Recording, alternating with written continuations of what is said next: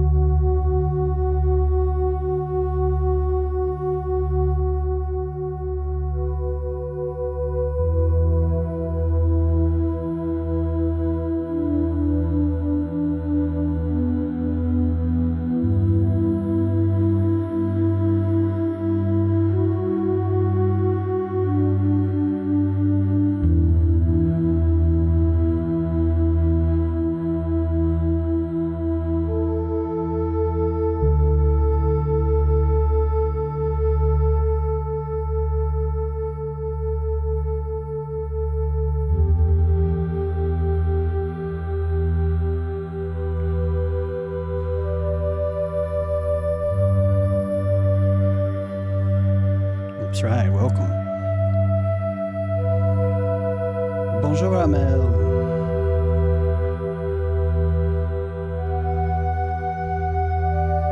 Got a lovely topic tonight. Mystical journeys.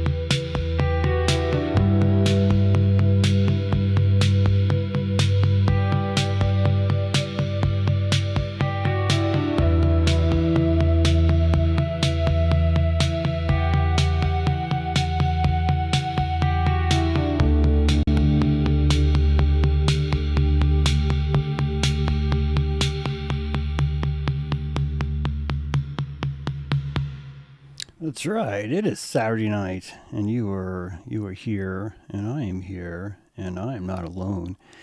We have a wonderful crew tonight, and I cannot wait to introduce you. So I'm going to just turn them up, and they are live now. They're already giggling back there. I think they got into the tanks. Some of those tanks should not be inhaled. Close the cabinet. Who put laughing gas in there? Oh, we got some fumes. We're running on some W- fumes over here. Hi, James. Wow, I- I love that intro music. I just have to say, we were in the green room just talking about Groovy. that intro music. Oh my gosh, so fun. That's right. So we have Stretch and Spears in the house, otherwise known as Renee. Hello, hello. Hello, Renee. And then I think I heard the voice of Brad, our returning co-pilot. You are you there, Brad? Over, Roger. Hey, Captain. There. Right on. Yeah, I see you decoupled the throwbacks there. Good job. I'm really impressed with what you've done back here. So yeah, well done, my friends. You've trained me well. Who else? Who else we got in here? Anyone else? I'm over here handing out peanuts. Oh, so we got oh, look at that. Stewardess Annie's playing stewardess today. Maybe it could just be that she's handing out peanuts. There's nothing wrong with the. Or it might just be nuts. I don't know. There. Oh, I love it. That is She's handing fantastic. herself out. Well done. Now wait a minute. Great to have you, Annie. Great to have you on board. Look, we're gonna. I'm just gonna tell you this. There's a mystery already. One of us is allergic to peanuts, Annie. Okay. And you're gonna get to figure that out. So be careful. This is an anti. Sometimes we go anti-gravity, and there's gonna be some peanuts floating around, and it's gonna keep everybody on their toes, which is great. Which is great. Lauren, I see your mic's hot. So I'm gonna call on you. Hope that's okay. Or you were live. I'm here. I'm here swabbing the deck today, and I'm loving the view from up here. It's great. That's right. You're. It's nice to be with you guys in this format. Oh, it is so great to have you. A maiden voyage for you. However, I have It seen is. you fly many times in other ways, so we are lucky to have you. Welcome aboard. Welcome aboard. Thank you Lauren. very much. Welcome, To welcome. be here. All right, we have Oh, it's another. so fun. We have another crew person that we've locked in the bathroom, and they are muted right now. And so, until they go hot, we're just gonna have fun. Have it. Oh, wait. Oh, They just came hot, but also I didn't notice. I forgot. I just see that Nancy is here too, and she's also Yeah, hot. can you guys hear me? Nancy. Can you hear me? Of Yes. course. Good. Okay, I'll take my. Good. That's right. I- Yeah. Hi, Nancy. Welcome aboard the airship. Good. Thank you. Happy It's my Saturday night first- to you. My first ride, so I'm looking forward to it. Good Right to be here. on. Well, fantastic. And then again, we also have Heather. Heather. Hey, I've been sent here. I don't know by who. It's all very secretive, but I snuck in. I zipped my way out of the luggage, and I have lots of different types of wings badges that I'll demonstrate and share with you all as you get to know me. But yes, I am so happy to be here on the flight with all of you, and I'll be quietly observing for most of the time. Oh, well, Great to have what a crew. This is fantastic. We got a little mystery. We got a little Yeah, suspense. got a mystery here. We got a little allergy reactions. We got all kinds of stuff. So here we go. The destination that I'm dialing into the coordinates according to the Patreon chat is the concept of mystic journey. This is I think a pretty broad blanket that fits in a lot of different things. And maybe we should even talk about where are we going here? Because technically we're taking a journey to a journey, which I don't know you could do that. And if I was to play Journey as we go there, it'd be the trifecta. Am I Layers. right? Oh wow! I think we're going to break the fourth, fifth, and the sixth wall. That's There right. you go. Right. So yeah, That's Mystic. Steve Perry. I love that guy. That guy Yeah. must have did something right. Like seriously, he must have did something right. And I also love how back then he was like, "Yeah, I'm just gonna wear this T-shirt. It's just like 4 checkerboards, and I'm gonna wear really tight jeans, and that's it. That's all I'm gonna do. And I'm just gonna You guys are freaking gonna sing. love it. That's all I'm gonna take. Seriously, stop that's believing. all it's gonna take. Yeah, seriously, and really, really powerful stuff. I can't wait So till we many get to the journeys. place where we are singing full time. Like that's going to be a really good day, I think, when we get there. So, but we'll enjoy the ride. I totally agree. Yeah, not the destination, it's the journey. there you go. There's another journey. So we have 4. We have Quattro Journeo. So Mystic Journey. What are we talking about here, guys? What do you think this? What is the Yeah. Are we talking pentameter here? metaphorical journeys, physical journeys? Probably both, because like you said, it is a broad blanket. But Road trips. At first, I thought road trips, but then I'm like, well, this Yeah. can also apply to our spiritual journey as well. I mean, Oh, things are true on many levels, Yeah. in life. So, Well, there's a lot of tribe members right now have either just been traveling or are traveling. One of them's like traveling right now, and at least one. Lori. And so there's a lot to that, and I think it's good that we have travel. It's funny. I've been sort of reminiscing about the whole van life thing lately. I used to do that before I knew that was even a thing. I actually was sad because I was like, why aren't more people doing this? Like, this is crazy that there's not more people doing this. When I was doing it, all I could find were old people, like like really old retired people. They had like really big RVs, right? But I had my van, and still it was a good crowd. But it would definitely was like, why aren't there like a ton of young people doing that? There seems to be more now, which is very, very encouraging, I think, because the art of placing yourself and creating a Hajj, right? Creating a Mecca somewhere, and taking your hiney and going there, right? Mecca like a high, Mecca hiney ho. You're moving yourself into that Mecca place, and the entire time you're using the. I know I've said the word pharmacos probably too many times, but you are utilizing a kind of plasma medicine where you're approaching a destination. You're giving it if I earn this destination, then I earn this plasma that I've associated with it. Right. Yeah. So if you climb the top of the mountain, you really, if the dude at the top of the mountain is pooping in a hole and yelling at you and and he's got like one sandal and he's like telling you stories about the sandal, you're going to be fine because you've already placed the karma in that spiritual journey itself. And so you'll get to the top of the mountain and the chemtrails will turn that guru into something really amazing. It will, he will become the spiritual Himalayan that you need him to be purely because you've charged the plasma of that journey and you've made him into that special sauce. Mm-hmm. You've given him that archetype. So it's not really up to him is what I'm trying to say.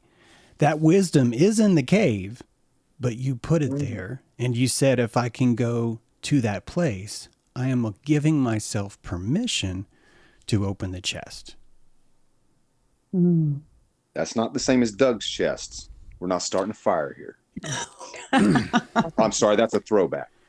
It's a good throwback. It is. Yeah. And new fire, Doug, pull his chest open, pull his heart out. You actually burn his heart in a separate bin, and then you build a new fire inside his chest. Yes. And then now we can go back to work. Like everyone can be like, okay, I'm glad that's over. We can get started. Poor Doug.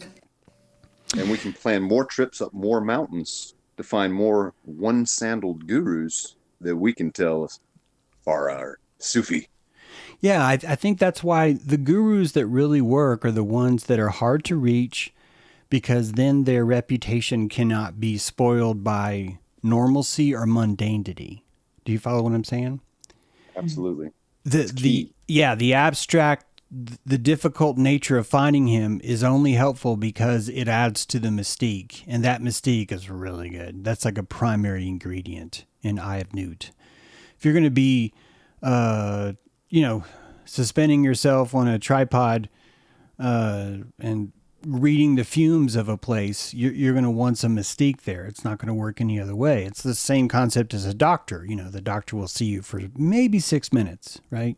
Like you're there and then you have to wait because the anticipation is, it's actually medicine, isn't it? You are making a spiritual journey, a mystical journey to the doctor, and he's hard to see. And you're here on fucking time, and he's still not ready for you. And then you go back, you're led to the back, you're led to the secret place, aren't you? You're led to the special place that no one else is allowed to go but you, because it's 10:20 a.m. And you're gonna pull down your pants, probably, right? You're gonna get a little bit vulnerable, And you're going to wait for the white witch doctor to come in and dispense to you a measurement. Not a diagnosis, a measurement. He's going to measure you. He's going to pull out a royal cord and decide how long you are. But he's not going to measure you until he asks you how long you want to be. Do you understand? I'm Yeah. here for medicine, which means I'm here to be measured. This is the etymology, right? Mm-hmm. So, doctor, I've come to be measured. And the doctor says, I will measure you. And so the doctor needs to know what it is you want to be measured for, right? So you tell him your symptoms. And then he goes, out of all the things I can measure you for, this would fit the best. This vibration is called pancreatic cancer. This vibration is called stunted growth. This vibration is called massive stem cells. You're growing wings. You should probably stop that. Like society's gonna get mad at you, right?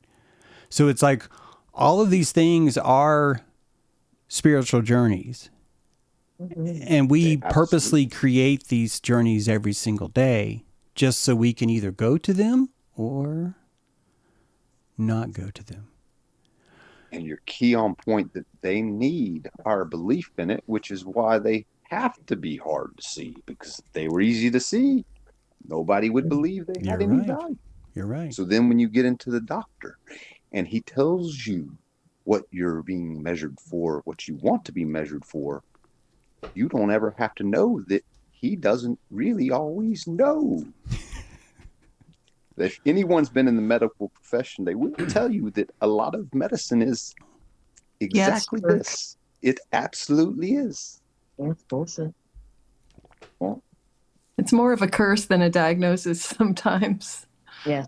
And sometimes these places feel just like they're places of remembrance, that if we have enough spirit and feeling and anticipation going to these places, then likewise we're going to experience a feeling or atmosphere so intense as to seem almost tangible at times. And that activates our placebo, which is actually what Right. is doing a lot of the work. Even I'm not trying to diminish practical medical Absolutely. procedures, but if our placebo cannot be activated, we won't heal. That's right. Well, yeah, you'll see it as you were attacked. And so, Yeah. yeah, this is the same thing as I was to feel that you were sexually assaulted, or were you sexually engaged in a consenting relationship that was kind of hot and heavy. It's how this is what I mean by where is the threshold? When does tickle become pain? And I think that medicine fits on this same scale, does it not? Mm-hmm. When does this medicine become effective? When does it hurt me? Right? And I talk about the most beautiful example of this. And even before I say it, I'm holding it as a secret because I want to tell you first that you're about to get a tinge in your limbic flavoring when I say this word. But the most beautiful example of this is vaccines. And that the feeling that you have, and it doesn't even matter what the feeling is. The feeling that you have, even by me saying that, is part of the vibration of that power. It's the same thing. The reason why cannabis is illegal. It's because it needs to dilate you. You need to know, hey, this is illegal at least. Like it already has a vibration to it. And so all of these medicines have that. All of these things have that same thing, you know. Even chemotherapy is a journey to fight a mythical fucking beast, right? That is so far away from you because he's in the minutia of cells, and you have to find a way to get there. And we are so lost, we're so afraid. But this is why medicine is actually more important than I think we realize, because the mental state of the mystery of not knowing what is wrong, when someone feels that something is wrong, and you certainly will have symptoms that will come up and you think something is wrong, you really do go to the doctor just to be told, here's what it is. given that gives you so much to go on. And I would argue that if we could hold that mystery somehow longer, it could be that we could hold that mystery and use the mystery in a constructive, placebic way. And that the only way that we could use that in a placebic, constructive way with more options is before we have the measurement, before we've been measured by someone Or who it's been carries observed, torque. right? Yeah, well, that's what I mean by measured. Yeah, It's beautiful. because it Absolutely gives beautiful. us the opportunity to say, am I injured, or have I awakened an injury that's in my body from a long time ago? When I fell off my deck, my lower back was just like, holy fuck, dude, what happened? And I still go through. Sometimes I just wake up and I'm just like, okay, I can't move. And I mean, I can, but it's very loud. The word is loud. Do you see what I Yeah. mean? It's not Yeah. painful. Absolutely. It's loud. You can't ignore it. And if you Yeah. move it from pain into loud, I just notice, hey, this is kind of cool. There's like a little transmission here. You know, I can push the clutch in and take this out of fifth and put it in like first or third or something. And it's just different is all. It's still there, but it's different. So Dial I it call it down. loud. And if I wanted to frame it, the mystical journey could be that when I fell off my deck, I injured myself even more. However, the mystical journey, because I did not know, because I've not been told, also allows me to create stem cells because I get to tell myself, hey, James, remember when you were in your 20s and you went to work on that tree lot and you were fucking around and you you jumped into the back of the truck where all those Christmas trees were and you landed right on a stump right above your lower back.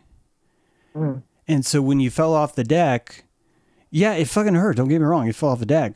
But really what you did is you enabled yourself to be broken again. You opened the flexible ability for stem cells to repair something that you finally just said, I don't want you to fuck with it anymore. Just leave it alone. Just stop going in there trying to fix stuff and just let it be. Let it calcify. Let it petrify over. So the journey of the deck allows you to create the injury is giving you a Yes. mystical journey, and you have the option of taking it. You have the option of going there is what I'm trying to say. And you know why An that's opportunity. Yeah. and the thing that you could know about that, if you've ever had an injury and you know about the idea of, like, say, the pain body, right? If you have an injury, even as it's healing, you still have a mind for that injury. And so, like, I had a tennis elbow injury for a while, and I stopped playing tennis because I really had no choice. It wouldn't go away. Mm-hmm. And for 3 months, it didn't stop hurting, even though I wasn't playing tennis.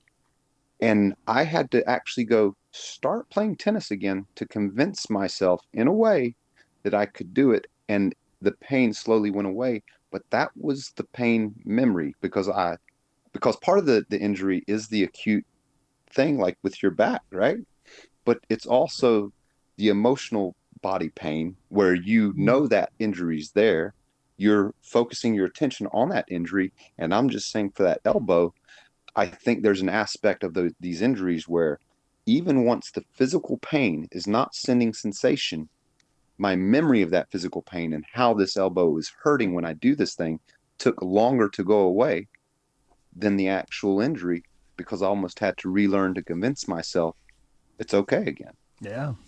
Yeah. Mm. And then you get a new vocabulary, like when you go to the doctor and they ask you to describe it a little more succinctly or more descriptive, and you can say, is it a stabbing, is it throbbing, is it Mhm. pressure? And you can get to the point where it's just pressure and not so much a stabbing ice pick in your eyeball kind of a pain, you know? Yeah. Although Yeah. that is some of the most productive volume is when it does stab like that. Like you really, I think that you really are making some stem cells when that happens. And so in a way, the pain is telling you where to point, right? Like it's telling you, here's right here, man. Here's all the cells. Here's where to point your placebo. And I'm not gonna let you fuck it up, man. I pointed the gun directly at here. All I need you to do is spit placebo bullets into this chamber, and it will reach this spot, right? And do we? See, I don't think we do. I mean, I think we do, but I think that we don't consciously do it. And if we could consciously do it too, I think we could get behind ourselves more, right? Well, we need to learn the language of the body. If the body needs more circulation, you can massage. You can massage the area and bring more circulation, and there's things you can do to assist it. But other than that, just get out of the way and let it heal. And that's part of the mystical journey of it that makes it sometimes to where we don't, like you say, we don't consciously focus on it in that way, because that's the easiest thing to see, right? But in terms of getting in touch with our body in that way and looking deeper at where it's trying to point us, right? Yeah. That's taking us on that journey, because we really have to. And that's the thing, even if we don't consciously do it, which we're talking about, we could probably learn to do by being conscious of the process. But even unconsciously, it's pulling our attention there, and we just resist it as long as we want to. The body is boss. It tells you It is. it tells you when you can't control it. That's why it's so scary, is because you want to control it, but you can't, and you have to listen to it and work with it. And a lot of people are just afraid, and they just want to throw a medicine at it. See, I love it when I get a Charlie horse. I think that's the coolest thing, or my body just clenches up because I'm doing something new that my body hasn't, a stretch or whatever, and maybe not even anything too complicated, but I just get that a seizure comes and I'm like, yeah.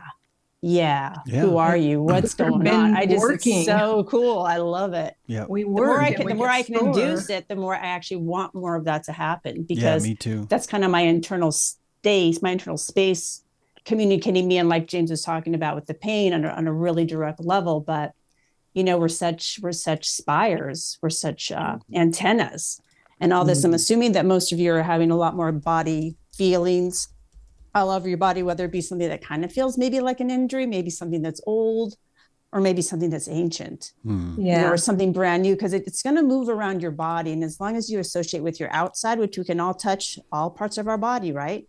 We are touching our outer space right now, just with our hands or a ball. So I just love it that I think we're just feeling more. I think we're feeling more into ourselves. And especially when you're able to, not taking so much of the outside, the screen, the daily news. You just have your internal space that's really developing, and then you can hear yourself better. I have a story on that mystical healing thing. If it's okay if I add it. Lori's here, everyone. Hi, Lori. Lori has docked. She's off on a mystical road trip right now. I know, guys. and she parked her. She's joined the airship. So yeah, go ahead, Lori. Good to have you. Thanks. I'm in the mystical land of the mountains, heading over to that Chocolate Canyon. So, anywho, I don't know if anyone's ever had a bladder infection. But for girls, it's like the worst gripping pain. Oh, yeah. Oh, yeah. It's little. It's hot. It's burning piss, right? And so it really does, like, oh my God, this is happening on a Friday and there's nothing open and I'm not going to have whatever. It gets to this place where you're like gripping. You go into the bathroom every 10 minutes. It's just like a nightmare. And so I don't ever really get them, but I was going through an initiation and I was in a lot of surrender and fear. And, the bladder holds like power centers, like your body, your organs hold power centers.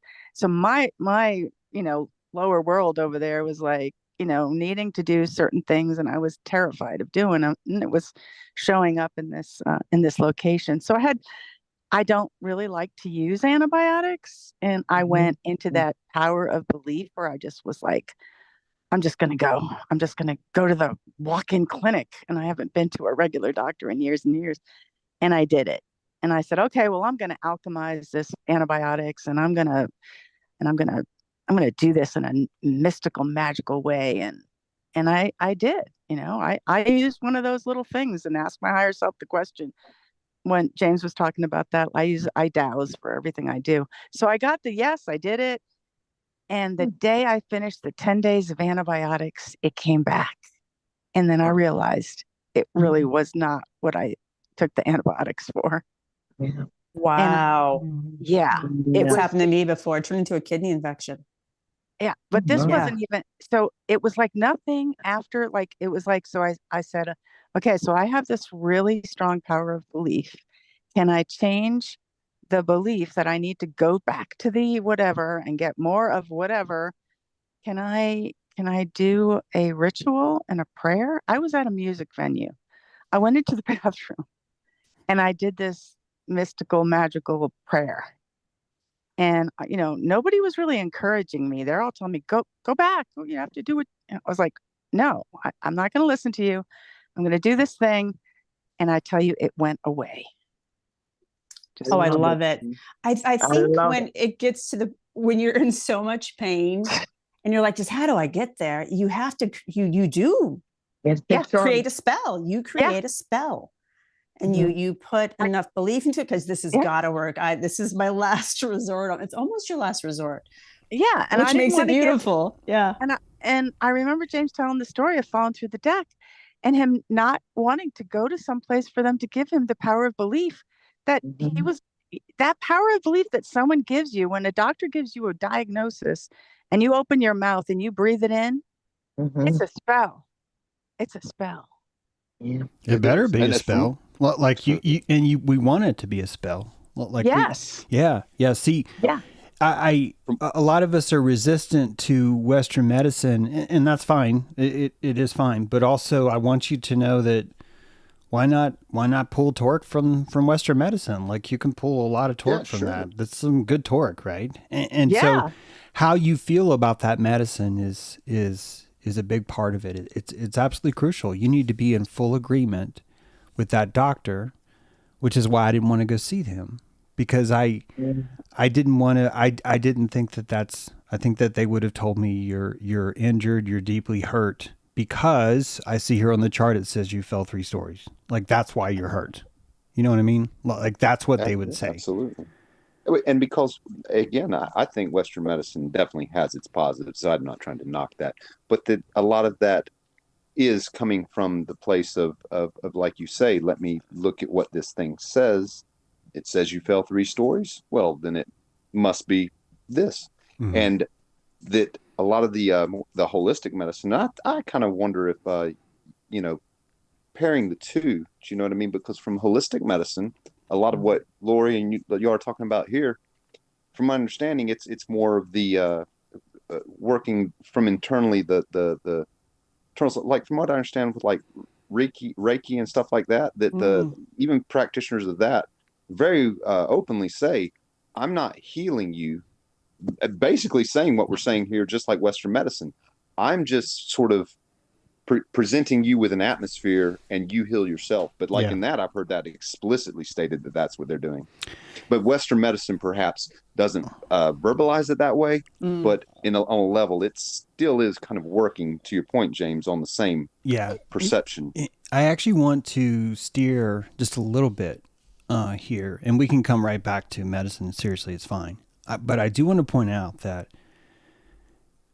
before I had a degree in philosophy, I needed a mystical journey to be told that I had enough chops to think about things. Like that the ideas that I've been spewing since I was 7 were worthy of being watered. And this degree would be the way to do that. That was a spiritual journey. I suffered an injury, which was that I didn't understand why more people weren't taking really cool like philosophy before I knew what philosophy was, just seriously. And it was a way for me to heal from that. So going to college is the exact same mystical journey. Getting a job, more importantly, hating your job is such a beautiful mystical journey. Like saying, fuck this, man, is such a beautiful mystical journey, right? So all of these things are being applied everywhere. It's not just medicine. It really is every single thing that we have. I would argue that most of us go to the grocery store for a mystical journey. We feel in some way depleted in some way. I would argue that most of our food is just furniture for our belief. So we do actually need to eat to survive, but only because we're really weak magicians. Does this make sense? It absolutely does. And I don't mean weak in a dismissive way. It's just that we really need our furniture. We really need our toys, our totems, our ability to insert things. Additionally, yeast, I think we've been piggybacking off the belief of yeast. Yeast is probably just really like, hey, man, whatever you want me to believe, man. I'll believe whatever you tell me to believe because I got a nucleus and I ain't got shit to do, man. I'm just going to rise, bitch. I'm just going to rise. So if you want to leaven this bread with the idea that you are amazing, I am going to be a sourdough that's going to make people think that you were amazing. And isn't this what happens? Like, seriously. It's waving grains. Yeah, this is exactly what happens, right? Someone gives you that sourdough and you're just like, that person is just so great. Look at them over there just making sourdough and like giving it to people. This is what a world we live in, you know? Mm-hmm. So yeah, all this is furniture. All this is really great stuff that we use for our mystical journeys, our destination, which could be up or down. Am I right? Like, absolutely. I mean, you really could get down to the point where if we really want to, you can look at life as a whole, and the very, very moment you wake up as a mystical journey from the moment you wake up till the end of your day. New dawn. Where you walk. Because you're projecting, again, you're kind of projecting what the journey is, which is why in the terms of the road trips, and Lori, I'm jealous. I would, that sounds like a lot of fun. Yeah. Okay, I got to tell you, the mystical journey has this involved. I'm a really poor planner. So I just trust this pendulum. I make a destination because it was a long drive day today. I'm exhausted. I show up in Albuquerque. Well, Did you take a left? There's no free parking here. So the mystical journey is there's homeless people and they won't let you camp in your van anywhere around here. And so it was like, you have to keep going and not feel like I could stay in all kinds of places, hospital parking lots or industrial complexes, but the place I wanted to stay, it was like, no, you're not welcome here. And it's like, you have to see that as part of that mystical journey, that you're not belonging, you're belonging. You just have to find a new way. You know, I have movable furniture, but I don't have the safety of my house. Right. Yeah, absolutely. I've been in my experience in that it's like I've been finding exactly like you're talking about places I never would have found otherwise. And my journey is pretty local at the moment, but to the same point as you're saying, it's like you the what am I looking for here? The necessity of something is what sets you sometimes to seek it out, or you find places that you wouldn't necessarily have found, and you do have to, Lori, right? You have to belong there. Like you make yourself belong there. Yeah, it's like when you have the hard part of the journey is when you feel unwelcome, but that's the best part of the journey. Mm-hmm. It's easy when everything is like I don't know, pancakes and chocolate chip cookies. We would not search as many places or go as far through our journeys if, like you said, if the first place you stop, it was just so comfortable, rainbows and sunshine, we'd probably sit down and it's like, well, there's so much else out there to see, but this feels really nice here. So. You know, isn't it like this journey that people take and they just want to go back to where they used to go or where they've always been? They never take a new road. They never take the uncharted route. They always have to have that safety thing. And I'm not saying there's anything wrong with that, but No. if Like a little bit of you're on a inertia. mystical journey, doesn't it mean that you just kind of have to like stretch those? There's something to stretch there. I don't know. You Last take time that I took a new way, I got bit by a dog. Just saying. But see, that shouldn't stop That'll you from show ya. taking ways, right? No, but still. It's just, So, Lori, hi. I hear you say you like to wing it. I had the Yeah. opportunity as a teenager because I grew up in the 70s, and I had a lot of freedom. Yeah. And yeah, you follow you follow your flow. It was amazing. Yeah. But you find obstacles, and you have to figure out how to I get mean, I around used to like hitchhike from like Yeah. in the Hamptons down rural beach roads and get places and not know how I'm going to get back because there was no cars. Yeah. I mean, it's like that's Same like here. these mystical journeys that we forget to take, and like how do we do that as adults when we Yeah. all that organization and planning and Sure. Yeah. is If you get better, you get better at taking care of yourself. And sometimes it's harder to find mystical journeys because everything's too perfect, Yeah. Yeah. Although where you learn a lot of these skills is on those mystical journeys, right? It's going through these sort of places you've not been before that you learn more about yourself, particularly more about what you're capable of. Yeah. And that's where the fear and the inertia sets in, is because, like you're saying, we're saying it's safe, right? But in safety, you're never really going to know what you're capable of. And so, Annie, with the dog, you know what I'm saying? Those things are out there. You know what I'm saying? That's part of what. If the dogs weren't out there, and everyone, it was always comfortable. Again, just like we started out saying, if it was easy to see, it wouldn't be mystical, and everybody would be doing it, and it's like we wouldn't be learning anything depth about ourselves. It's actually going through the process of going into uncharted places for ourselves that really makes it a mystical journey, which goes back to why I was saying, if we are in the state where, even if it's in our daily, we wake up and it's a routine, if we're engaging in it in a way that's not just in our habits, do you know what I'm saying? So even if you're, no matter what space you're walking in, but Renee, you talked about when you first started going out to the park, right? And just sort of in it, you were forging new ground for yourself mystically that had not been there before. And that all comes from. Yeah. Brett and Renee, I like that dancing like no one's watching or playing like no one's watching. It takes a lot of calories, or parking and sleeping like no one's watching. It takes it takes a lot of calories to afford that. And I don't really know anybody that would want to do what I'm doing, but because I'm stretching a comfort zone, like going to the park to play or dancing by myself where I live, where everyone's couple dancing. I can tell you honestly, that's a mystical journey, but I've still got my eyes open, caring what they think about me. Like, oh, she's crazy. I already know they know I'm crazy. I mean, I dress crazy. I am crazy, but it still affects me. But see, if you love that you are crazy at a certain point, then you know what I'm saying? They're just confirming what you already love about yourself, Well, that's where I'm getting to. I think the last couple of lives I've listened, but I haven't been able to participate. But I'm like, I think that's really where the mystical journey can be every day. It doesn't matter where you are in the same location. It's never the same place when you walk down that road.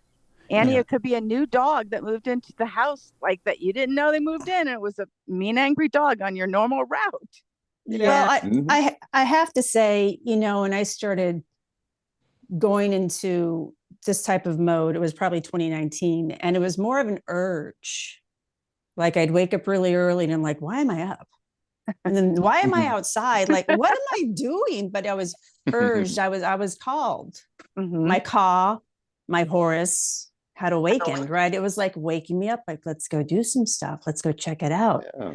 And so when you can tap into that instinctual field, I think previously to that, you have to clear all the really obvious bullshit out of your life that you're not facing. Yeah. To even get to that level, you have to clear the field so you have that that tone when you wake up. You don't wake up because you're the person next to you barely talk to. Like that would be really hard to feel an urge, a genuine urge that isn't maybe like anger.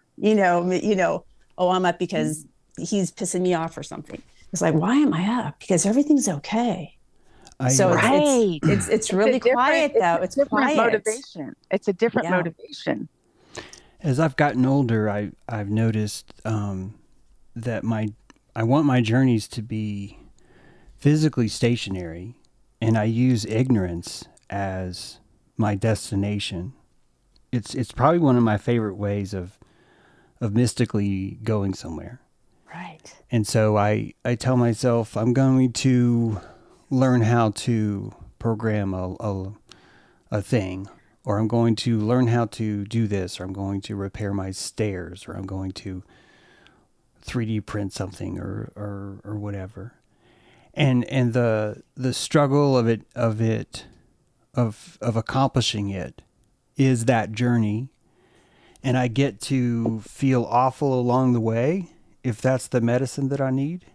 And I get Right. to feel great along the way if that's the medicine that I need. And I want us to take just a little bit of a breather here. Really loving this conversation, y'all. We're just going to take a little 3-minute break, and everyone just kind of relax. Really glad you're here. Thanks for joining us on Saturday Night Ride. We're just out here flying, and we're glad you made it.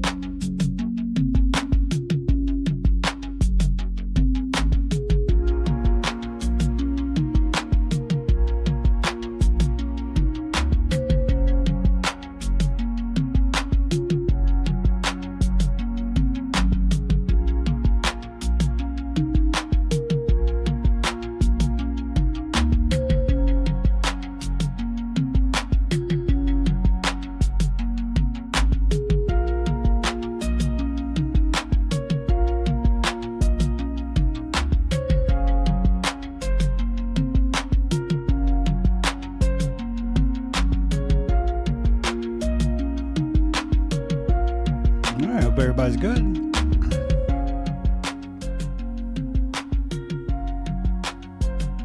Everywhere because I'm itching. Those no-see-ums. All right, we're back. We're back, ladies and Gosh. gentlemen. As I was talking to you,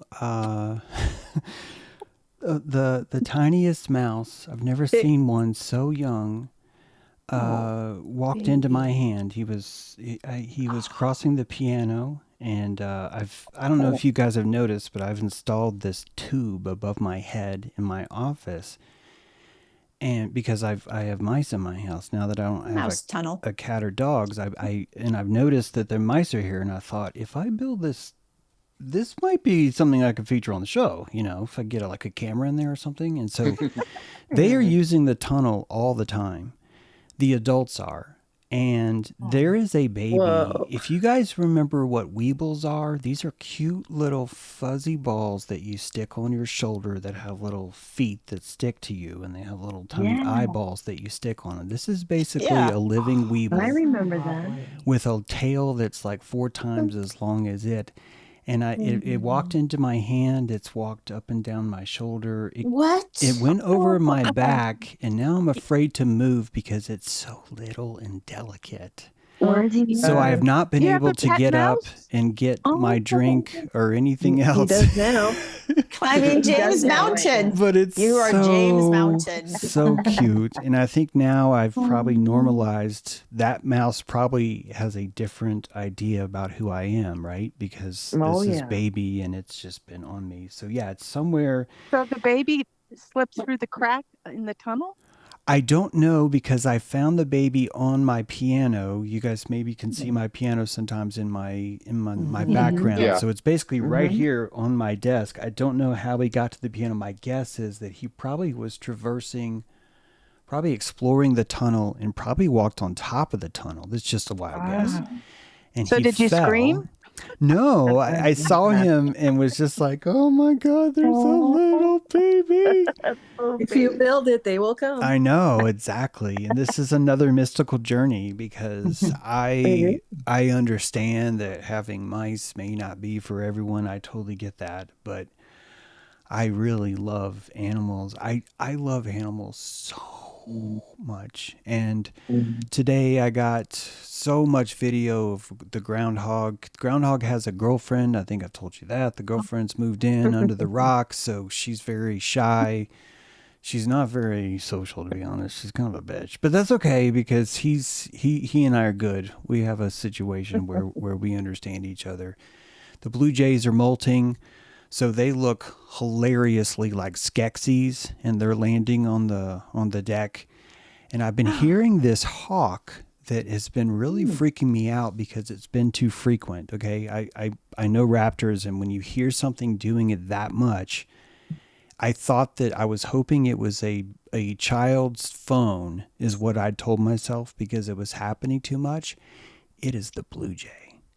The blue jay is fucking with people. Let's say he's been messing with people. It's a territorial show of brilliance. Can you see how freaking clever this is?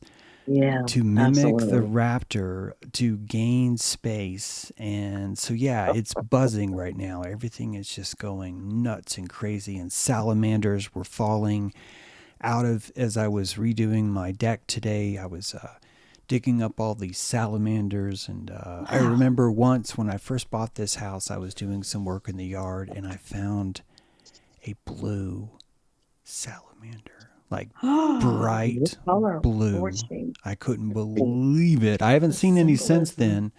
They're still cool. They don't have to be blue, but yeah, it's I'm a imagining it right now. beautiful day. Beautiful. I Quick saw- there in there, James. Is there any way you could bump your volume up just a touch? I don't know. Or are you doing your quiet church mouse voice? Because I do like that. It's very Well, I soothing. definitely appreciate you It's- saying that. Is James audio low? So, okay, That someone's sounds a asking. little better. I really haven't actually changed anything, but yeah, I will try and I announce think you were better. using your mouse voice because he was on your shoulder. Oh, gotcha. That's what I was wondering if that's what it was. Yeah, the mouse is.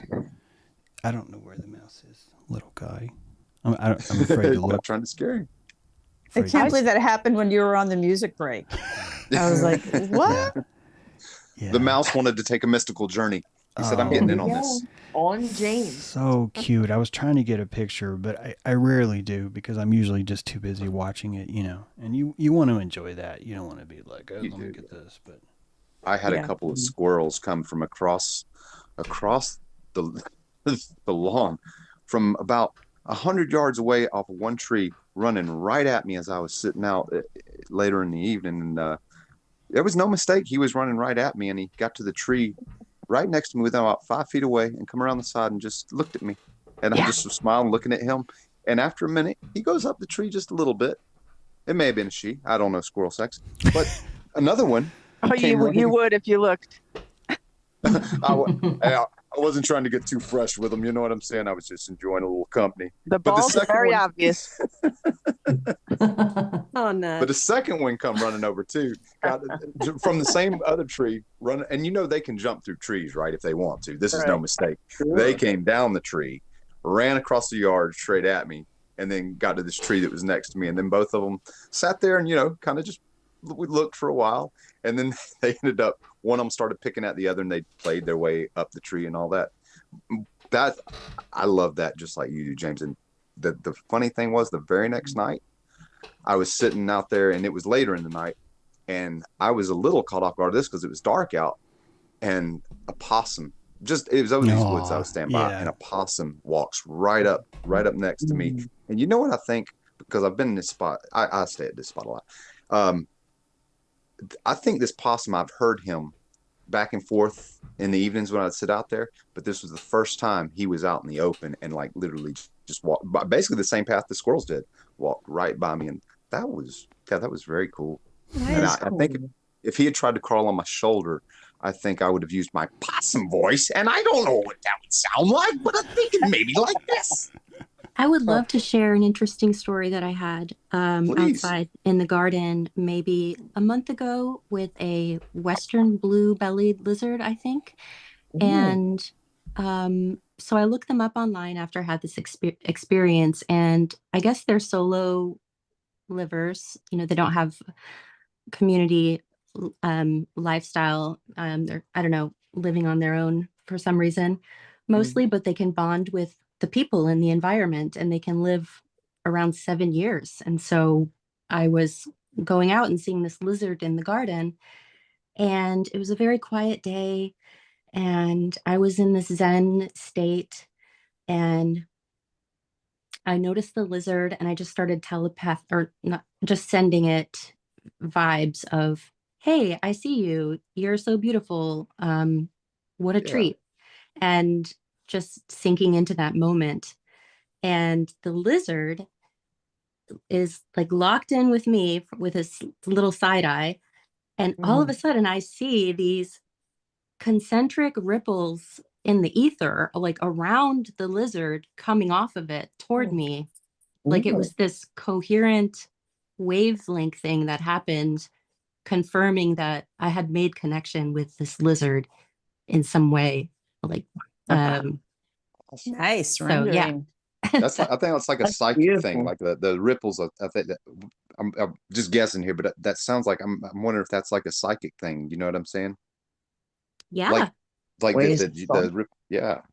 But it could also see- be visual too. You can visually see Oh well, I I'm the not saying waves. You can saw that. hallucinate the waves, the But colors. that's what I'm saying, because our visuals, like we know from hanging around, here, that the way our vision actually works, that, well, I won't speak for everybody, but that it is an aspect sort of hallucination. So in other words, well, also the fact that there's energies that we can't necessarily always see with our so normal visual spectrum, right? But let's just say, Heather, you're developing a wider visual spectrum, and you're starting to see waves that might not be, That's what I thought. readily visible. That's what I'm thinking. And it had to do with the connection in the heart too, with the other being. Absolutely. I like it. The Yeah. heart think that's what- frequency. Yep. The frequency of the heart, maybe. Yeah. Mhm. Birds carry a really good aura in the morning at sunrise. If you guys can catch some birds flying around and just focus on them, you should be able to see a ripple of energy like Heather's talking about. I It's kinda- remember you it's- saying that, Renee, Yeah, I about think the plants. It's a real thing. That it opens something in the plants, a mechanism to allow them to take in the nutrients from the night before, the bird song in the morning. interesting. Isn't And the that? flower, I the thought that was you flowers that are said emitting that. volatile oils from the Could have been flowers me. that the insects. I've seen a lot of bees in the morning because they're really Fantastic. actively coming to get water so they can cool off their hive in the morning. But there's also a lot of flowers that are really exuding their most, they're the most actively dripping with the volatile oils or whatever you call them, the terpenes of the plant. of the flower. Yeah. The nectar. Yeah. Right when the sun, and right when the sun is coming up. well, and so Mm. are we. You know, we've Yeah. rested, Mm. we've gotten up. If it's a, you know, if Men it's a especially. natural instinctual urge to wake up. If you need an alarm clock, I can understand that. But to just wake up when you wake up and then be with nature, waking up as the sun rises, that's, I mean, you're just getting all that freshness. And I think that's why we see more at those times. There's Aura definitely a wise, higher and energy. yeah, higher energy. You're so close to it because as you know, Ra rises above the horizon, you're there watching it. And I mean, come on, like I've heard that's that obvious. Yeah, it's a totally That different sun. pre-dawn light, I've heard, is very, very powerful for our bodies and our systems like that. So, I mean, I think there's definitely evidence for the fact that there's absolutely that early morning, before the sunlight comes out, that there's an energy that we're picking up. And, you know, I remember in my garden, I used to have squash. And I remember when I first grew it, I'm sitting there calling my grandpa, asking him, because he was a gardener, and knew about it. And I'm like, the squash would be all standing up, you know, the leaves, everything looks so erect and all that. And then as the heat come on in the day, they all just seem to wilt and lay down. And the first time I saw that, I'm calling him, asking him, is there something wrong? And he's like, no, that's what they do. And like you say, that's just the different energies throughout the day, because I think it's different energies midday coming off the sun, evening time coming off the sun. It's clearly with the moon when it's out at night, you know. Yeah, talk about mystic journey. Yeah. You know, the Egyptians said there's like 5 different suns, you know, and like different names, different identities, completely different. And Khafre, Ra, Khatum, Atum. That's right. Say what? Just kidding. And 2 names that you're not worthy, that we are not worthy of knowing. I swear that's what's written. It's not like you guys aren't. You guys are definitely worthy, but I just love how We're Ra. not worthy. Yeah, that Ra's like, yeah, I got 5 names, but I'm only going to tell you 3. I'm kind of a big deal, you know. So yeah, 2 kind of nighttime suns, you know, and so they're occulted on purpose by that, you know, because of that. So it's almost kind of beautiful that's the story. Is like, yeah, there's 5, but only the Pharaoh knows the other 2. He's the only Well, one. I love to think of it as Ra, noon, 12 o'clock being the head, and then 3 and 9 o'clock being the arms. There you go. And then the legs are 7 and 5. So That's it making a neat. star. So that's how I like to play with it. So if Yeah. you could catch Ra on the rise, and Ra's always out there, man. You know what I mean? Mhm. It's always lighting up something. But that's our moment that we get to catch that. Yeah, get your You know, mojo and rising, claim it right? for yourself. Yeah, over the Yeah. horizon. And The you 12 right at it. Ooh, it's so good. frequencies throughout the day, the 12 frequencies that the sun's going through correlate to different parts of our body and different Perfect. rhythms. Of course. It's just a beautiful science. I'm just starting to learn more about and integrate into my daily life, but wow, incredible. What, do And you know wasn't it any more about that? fantastic? Mhm. Yes. I love how they called the sun orb of the day. I thought that's beautiful. So often when I see the sun, that goes through my head. It's that perfect circle, you know, that perfect portal, that Nice. coax cable. And it's so white. It's been so white. I don't know if you guys have Yeah. noticed. It It's has. so Oh, yeah. powerful. And you can see the connection is just getting stronger It is. between us and our end source. Mhm. Oh, the beyond is right there, you know, but we so rarely notice it. And that's not even right. I just feel like then I get to collect for more for myself. You know, that's just more for me. Why isn't there a line at the park? Why isn't there a line? That's okay. I'll be here by myself, you know, grounding and really just, you know, taking as much of it as I can. I'm kind of greedy that way. I'm kind of greedy. I want to play as much as I can and then, you know, There's have the rest enough. of my day fueled with that. I don't So we think had you that should fuel feel to bad keep about going. that. Yeah, Oh, there's enough. There's enough. It's I'm- called I'm- zest. Just take all you want, Right. Renee. Gusto. I'll take it all. Extra sauce on these mozzarella sticks, right? Am I- That's I've right. said it before, but I remember being told several times that, you know, adults aren't supposed to play. And it's just like, you know what? You don't have to. There's more for me now, right? Yeah, my friend Ashley said that when she grows up, she wants to be a kid again. When I grow up, I want to be a kid. And it is that play state that, you know, you have to kind of warm into it. You can't just jump into it. It's like, you know, it's you want to bend so you don't hurt yourself, you know. It's another mystical It's a adventure. gradual, yeah. I was just Everybody's gonna got their own say, props.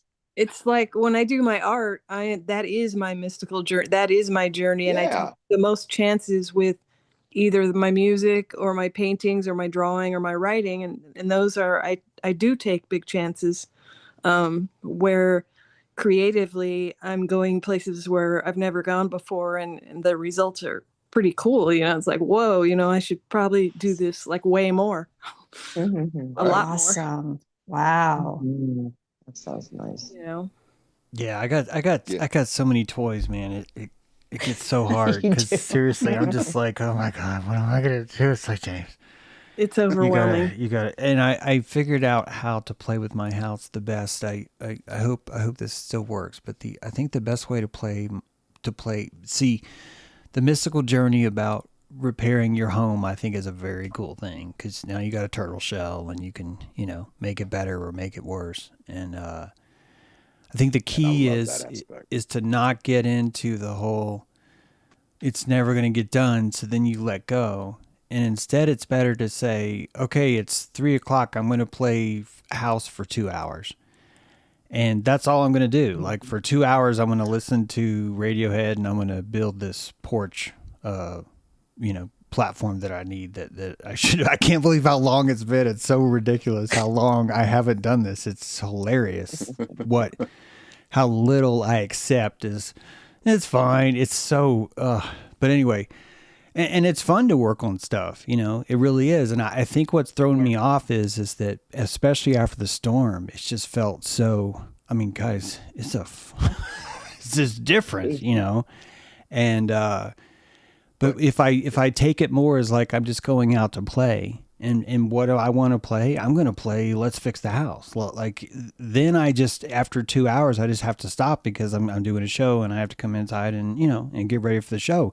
It's a much better way of looking at it. There is no destination. There is no goal. There is no failure is not an option. I've been so like tripping out over this motto lately and about how serious corporate America makes you turn everything into a task orientation success, productivity, victory, Nike over wisdom kind of a thing.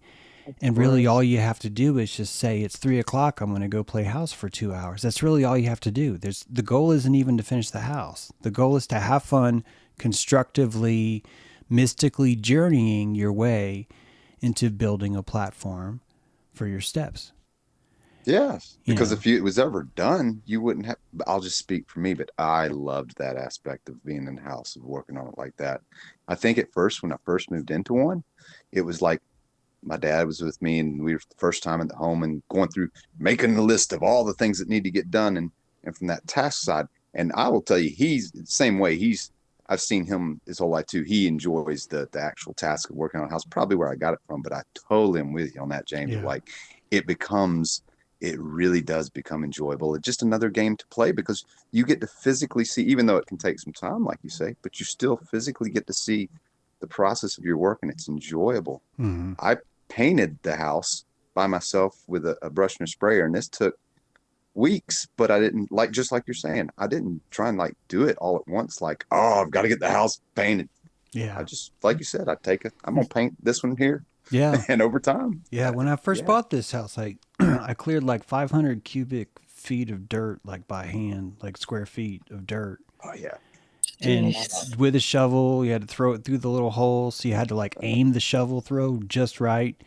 And that was definitely not Radiohead music. That was like Eminem, like, I am angry at the world for all the things that it did. This is like almost 20 years ago. Maybe, I guess 20 years ago, yeah. So it's like all these different journeys have been here in the same house. Wow. And if you can really kind of open yourself up to that, it really does become my when I think about travel, I'll be honest, when I think about people traveling, when I think about myself traveling, it doesn't excite me as much because anytime I go somewhere, I'm already just like, okay, so it's like, I sort of want to kind of enjoy myself, but what's illegal here? What is legal here? What am I allowed to do? What am I not allowed to do? It's when I've noticed that when I was younger, I would need the physical geography of the mystical journey. And now that I have this house, I'm able to just extract those same journeys, but not physically have to go anywhere. I'm plasmically going somewhere instead, you know, whether that in that, you know, and I have 7 books. Those are technically 7 road trips. Do you see what I'm saying? Mhm. And I miss traveling. I really wanted to go to Africa so bad when I wrote this book. I wanted to go But now so the bad. mice come to you. And when I want to go to Mexico City, I really want to go to Mexico City me so too. bad, like so bad. I want us all to like do a trip or something. It's like I want to. So I believe in these mystical journeys. I miss them, you know, but I have I'm a big- noticed that I can do them from the comfort of my home, which I think is a luxury of being a wizard. Like, you know, as you gain the ability to magistrate yourself, I'm talking about magic straight your, you know, your life, you get to unleash these journeys all the time, because I don't think I could survive, guys, if there wasn't a mystical journey for me every day. Do you see what I mean? If we wanted to switch this and say, you're on fire watch, James, you're in the Navy, you need, this uniform is not clean, first of all. Second of all, your haircut's not right, and you have fire watch today. Like that's a mystical journey that honestly, I can't. No thanks. I hated Well, that. I like, hated you know, that so much. James. Oh, Well, I hated that life so much. I'm secretly It's awful. terrified it's awful. of ending up there again. You know what I mean? Yeah. Of like Oh, yeah. not doing what I do enough to where they come and they take me and they put me in there and they go, now you're going to, you know, wait for applesauce, you know, or now you're going to, you know, wait for playtime, you know, and now stimulation, you get to play the board game, sorry, or Monopoly, you know, I don't know what kind But of. is there a box where you can at least request peach cobbler? See, I would have to create my own substrate and I would be fine, but then it's always other people that have issues with the way I play. I can play anywhere. That's why your books are so good, I because can play anywhere, right? it all goes in the books. Yeah, it's I can play anywhere, but others don't like the way I play. Not well, always. you have to have people get used to how you play. Like, you know, for example, with my husband before we separated, he just had to get used to it. You know what I mean? Like, this is, yeah, like this is what I do. I know I didn't used to, but this is what I'm doing now. You're just going to have to get comfortable with it or leave. And even with my girls, they're like, Mom, we can't remember you not being like this. But that there was a transition into me just letting my hair down, shall we say, and just like, I'm just doing what I want in front of people, you know, so it, I don't have to be alone to do it. I think it's different, you know, to have your own playhouse is a whole different experience where, you know, you're the king of your castle. And, you know, I am the parent of this in this house, but so there's a level there, but you know, it is just being comfortable around people whenever. That is a bit of a practice too. And just, you know, so just, you know, it's a skill. It takes doing it to get good at it. So you have to kind of break through the uncomfortability that you're seeing what people see outside of you anymore. Like, you don't really care what people are seeing. You're so in your own bubble that you know that this is your domain and they could participate or not. But yeah, so it's kind of a different way to look at it too. Yeah, it's kind of like bonsai. I think personally, and I don't mind. Man, I can't wait to talk about this meme I posted today about men and fragility, because I read that. I'm more bonsai in the sense of I've had, this has happened with my aunt. I've had too many things in the history where that play state, I really do need that bubble of protection before I can imaginate properly. And so many people around you want you to conform or help them conform to a certain reality. And so they're expecting a kind of regularness from you. Even if you want to be extravagant, you're going to have to be, or outrageous, you're going to have to be doing that all the time, like regularly, because the second you stop doing that, I feel that people tend to throw shade because I want to do that all of a sudden. The spontaneity, I think, really throws people off, is what I'm trying to say. People want a schedule because the schedule is predictable. I don't think they're wrong. I just think that it's just easier, you know? And that schedule sometimes is tricky. That schedule is, yeah, go ahead, Brad. That they well, I think that's just going to say that it's the idea that aren't we talking about that what when you're saying the reptile tracks motion, right? Mm-hmm. That when we're predictable, there's not an apparent motion in the field that attracts, but when you do something different, it's registered as a motion, and then it's like all of a sudden threat or this. But when you're in the predictable patterns, right? It's easier to just for people to process you into their background. It's only when it's something unusual that confronts them that they're like, wait, what? Yeah, that makes sense. Mm-hmm. Mm-hmm.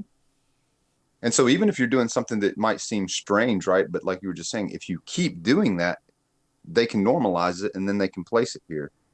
But the change in between states can certainly throw someone. Make no sudden movements. Do not Right? startle them. Right.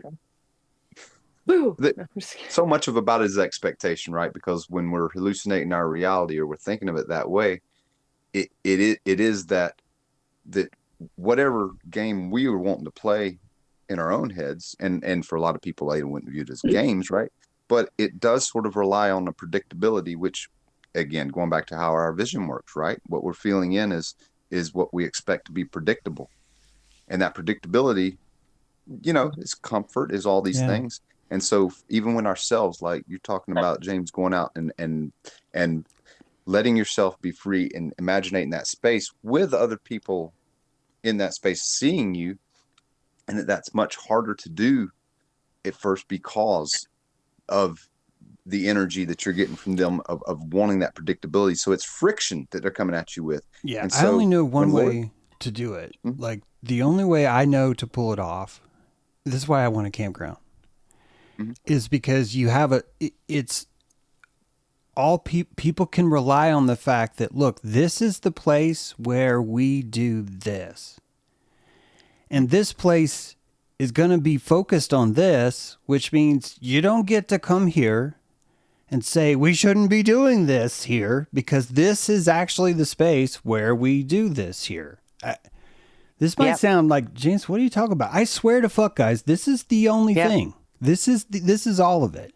And that's Yep. why you need a campground, because you have a different area and it's the people's job to stay away from the space where that thing is happening. It's not the job of you to say, oh, people don't want me using a table saw at 4 a.m. because they got to fucking do shit tomorrow. And it's like, look, I get it. I really do. But I'm not willing to live that way. I don't, if I do that, it's going to curve everything. And I'm going to forget that this is the curve that I have. And all of society does this. They do it because they just want rent, man. They just want their insurance. They just want things to be predictable. There's nothing wrong with that. But I absolutely, really desperately, I've noticed that when I am in a situation where I have conformity restraints on that, I purposely create mystical journeys to break those fucking boundaries and make people understand that, look, you are going to have to throw me out of your fucking life if you cannot handle that. This is the part where we use the table saw and we have mice and we set up little tubes for them. And this is what, I know it's weird, but we're only going to be here so long.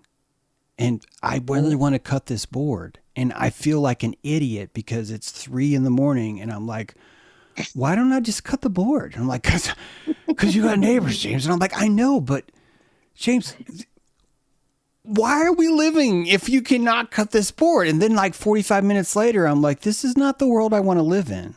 This was like years ago, right? My neighbors probably hated me. I've used a table saw. Yeah, and I get that. I get it. I understand. I'm not trying to say, and I don't even like randomly do it. I seriously need. It's only when you really just if I could just cut this board. It's never like, oh, I think I will try and experiment making some hardwood flooring now. Like it's never that, right? Right. It's always Right, like no. I need this 2x4 to be a 2x blah, right? Right. It's all. And if I had that, I could keep tinkering And no one's That's going to all be one like, for a second. what is your problem? And I'm like, I'm not the one with the problem. I'm literally, you're the one with the problem. You're the one that's like, hey, why are you doing this? And I'm like, it's the fucking world. Why are you not doing this? But see, this is, it's tricky, guys. It's tricky.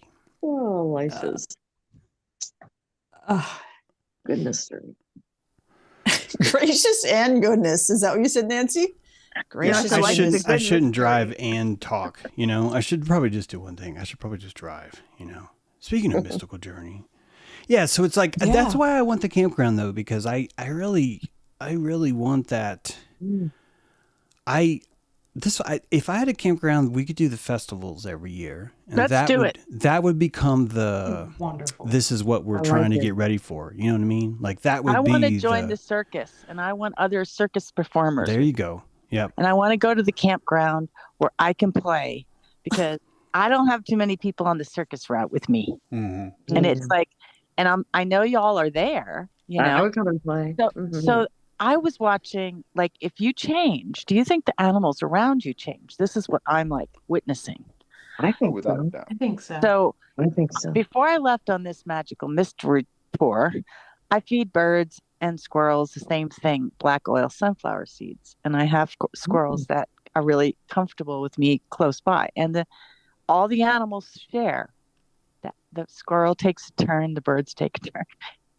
The doves always come in last. I don't know why, but they're huge. Anyhow, the squirrel decides it's gonna play with my, not near the feeder, but like near me.